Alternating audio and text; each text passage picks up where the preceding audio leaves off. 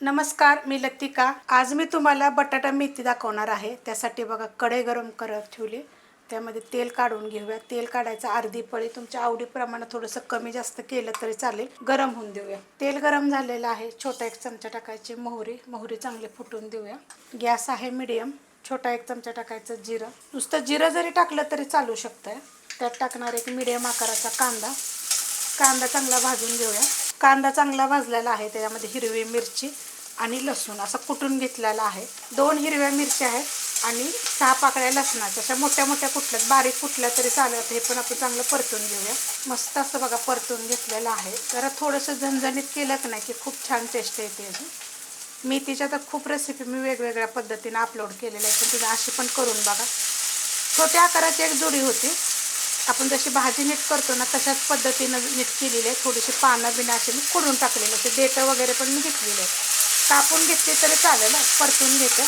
मस्त असं बघा परतून घेतलेलं आहे। जास्त पाणी वगैरे सुटलं नाही, कारण की भाजी पूर्णपणे मी नितळून घेतली होती, हलकीशी ओलसर होती।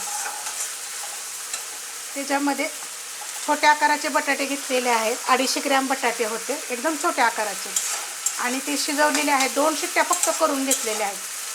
साल काढून असे मोठे मोठे कापलेत, बारीक नाहीत कापलेले। बारीक जरी कापले तरी चालेल, आणि मोठा बटाटा घेतला तरी पण चालू शकते। हे सगळे कापलेले आहेत बघा, ते जॉईंट आहेत। मिक्स करून घेते, फक्त परतून घेतलेलं आहे चांगलं व्यवस्थित। त्याच्यामध्ये चवीप्रमाणे मीठ टाकायचं, आणि हिरवी मिरची नसेल टाकायची ना तर लाल मिरची पावडर जरी वापरली तरी चालेल। परतून घेते। मीठ टाकल्यानंतर पण 1 मिनिटभर फक्त परतून घेतलेलं आहे। पाणी वगैरे बिलकुल बघा सोडलेलं नाही, एकदम सुकी मस्त असे होते। फक्त थोडीशी झणझणीत करायची।